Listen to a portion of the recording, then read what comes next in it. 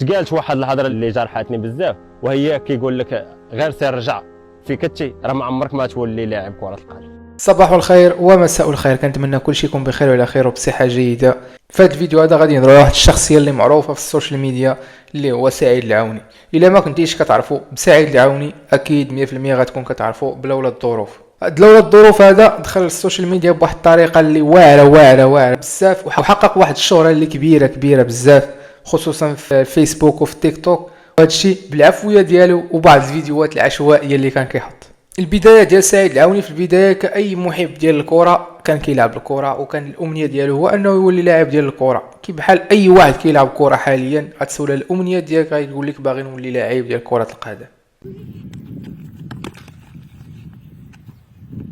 ولكن سعيد كان كيقول بلي راه فات عليه التران وما يمكنش يلعب الكره، ويولي كيدير فيديوهات ولا كينتقد بعض اللاعبين اللي كيلعبوا في بطولات احترافيه ولكن ما عندهمش مستوى، لاعبين دون مستوى. وسعيد كيقول بلي راه هو احسن من هاد اللعابه هادو، وسعيد كيقول بلي راه الظروف اللي خلاتو في هاد البلاد هادي باش انه ما يوصلش للحلم ديالو. في الاول سعيد راه ما كانش عنده بزاف ديال المتابعين، رغم انه راه ما بارطاجاش حتى شي واحد اللي مشهور او لا بارطاجا شي مؤثر ولا شي حاجه. يعني سعيد طلع القناه ديالو على فيسبوك وعلى تيك توك بوحدو، كان كيدير واحد المحتوى اللي زوين، هو انه مثلا شي لاعب اللي كبير اللي معروف في العالم مثلا بحال رونالدو، مبابي، ولا اي لاعب كان كيضيع شي ركله جزاء او لا كيضيع شي هجمه انفراديه مع الحارس، كيجي سعيد وكيعاود نفس اللقطه وكيماركيها وكيقول ليه راه ساهله علاش ضيعتيها بهذا الشكل هذا. وهاد الفيديوهات العفويه اللي كان كيدير سعيد هي اللي خلاته انه يكتسب واحد الشهره ويكتسب واحد الجماهير اللي كبيره بزاف. المهم اي واحد تفرج حتى هنا بغيت نقول لك ما تنساش دير واحد اللايك، كومونتير، تشترك في القناه، ماشي شي حاجه اللي بزاف. نكمل الفيديو. ولكن سعيد راه ما استسلمش، لانه كانوا عنده بزاف ديال التعاليق السلبيه، وانا شخصيا واحد النهار طلعت عليه في الفيديو ديالي، ولكن ماشي مشكل. ولكن الشيء الايجابي اللي عجبني انا في سعيد شخصيا هو انه كتلقى عنده تقريبا 90% ديال التعاليق اللي كاينين في الفيديوهات ديالو، 90% ديال التعاليق هادو كلهم تعاليق اللي هي سلبيه واستفزازيه ايضا. كل واحد شنو كان كيقول لي، كان اللي كيقول لي بدل القوطاس، كاين اللي كيقول لي بدل التقاشر، كاين اللي كل واحد شنو كيقول ليه، ولكن راه حتى شي واحد ما كيخطا الانتقاد.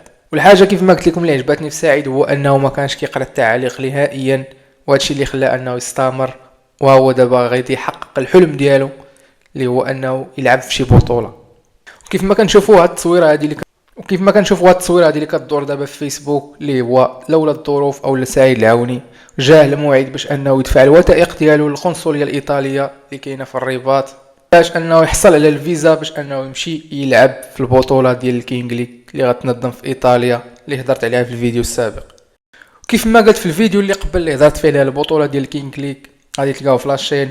من بعد هاد الشهرة هادي اللي حققها سعيد العوني او لولا الظروف، اختاروه باش حتى هو يشارك في هذه البطوله ديال الكينغ ليغ. وهذه البطوله ديال الكينغ ليغ هي واحد البطوله ديال كره القدم غير رسميه، يعني ماشي بطوله معترف بها من طرف الفيفا، يعني غير بطوله نظمها واحد اللاعب، وكيشاركوا فيها بعض اللاعبين اللي اعتزلوا كره القدم او لا مشاهير في السوشيال ميديا.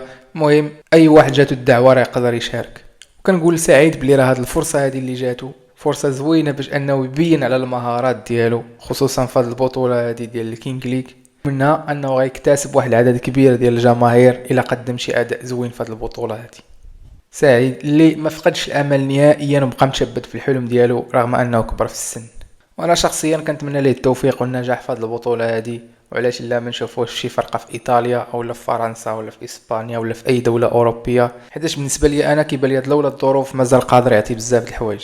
شنو هو المغزى من هذا الفيديو هذا وعلاش درت هذا الفيديو هذا؟ غير باش نقول لك واحد الحاجه، باللي راه الا كان عندك شي حلم تشبت في هذاك الحلم ديالك، والحاجه اللي نبغيك تركز عليها هي انك ما تسمعش الهضره ديال الناس كي كانت ايجابيه كي كانت سلبيه، ما تسمعش الهضره نهائيا. دير كيف ما دار سعيد العوني اللي هو لولا الظروف، حيتاش الا كان عندك دابا شويه ديال الوقت غتمشي للصفحه ديال لولا الظروف، غتدخل الفيديوهات القدام اللي كان كيحط وغتقرا لي كومونتير، غتلقى جميع التعاليق سلبيه، ما كاينش تعليق ايجابي.